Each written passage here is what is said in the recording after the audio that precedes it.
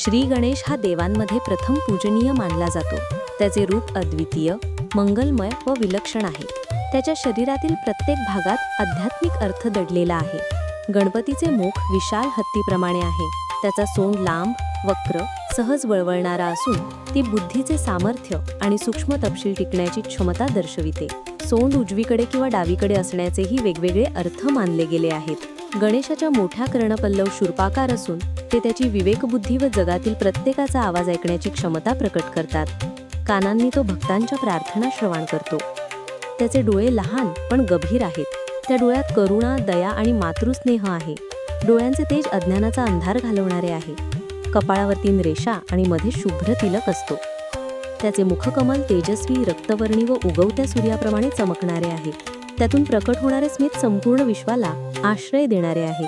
एका दाताचा तुटलेला भाग हे त्याचे वैशिष्ट्य असून त्याचा अर्थ अपूर्णतेतही पूर्णत्व साधणे असा लावला जातो। गणेशाचे गंडस्थळे म्हणजे गाल गोलाईदार असून सोन्याप्रमाणे झळाळतात। मान लहान, स्निग्ध व आकर्षक आहे।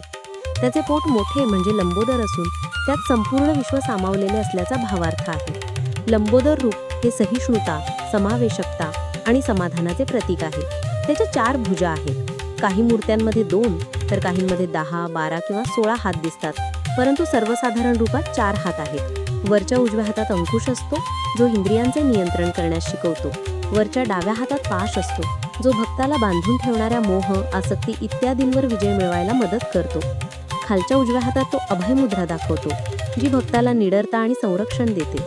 खालच्या डाव्या हातात मोदक असतो जो परिश्रम व भक्तीचे गोड फळ आहे। गणपतीचे पाय लहान व स्थिर आहेत। एका पायाने तो पृथ्वीवर आधारलेला असतो तर दुसरा पाय थोडासा उचललेला असतो। याचा अर्थ जगातील कर्तव्य पार पाडतानाच ध्यान मार्गावर चालणे असा होतो। पायाजवळ त्याचा वाहन मूषक म्हणजे उंदीर बसलेला असतो। मूषक ही अत्यंत लहान प्राणी असूनही धाडसी आहे। कुठेही शिरण्याची क्षमता त्याला आहे। त्याचा अर्थ असा की गणेशाची कृपा झाली की लहानात लहान जीवही मोठी कार्य करू शकतो। त्याचे संपूर्ण शरीर रक्तवर्णी, सोनसळी किंवा हरितवर्णाने झळकत असल्याचे वर्णन पुराणांमध्ये सापडते। त्याच्या गळ्यात रुद्राक्षाची माळ, फुलांचे हार आणि विविध अलंकार आहेत। कमरेला रेशमी वस्त्र, डोक्यावर मुकुट आणि हातपायांवर सुंदर कंकण आहेत। संपूर्ण रूप हे कोमल आणि प्रेमळ असूनही सामर्थ्यशाली आहे। त्याचे प्रत्येक अवयव भक्ताला शिकवण देते। कान म्हणतात की अधिक ऐकावे, सोंड म्हणते की लवचिक व्हावे, मोठे पोट म्हणते की सर्व काही धैर्याने पचवावे, उंदीर वाहन सांगतो की लहान असले तरी मोठे साध्य करता येते। अशा प्रकारे गणपती बाप्पाचे रूप हे केवळ शारीरिक वर्णन नाही तर जीवन मार्गाची शिकवण आहे। त्याचे संपूर्ण शरीर म्हणजे ज्ञान, करुणा, समाधान व मंगलतेचे मूर्त स्वरूप।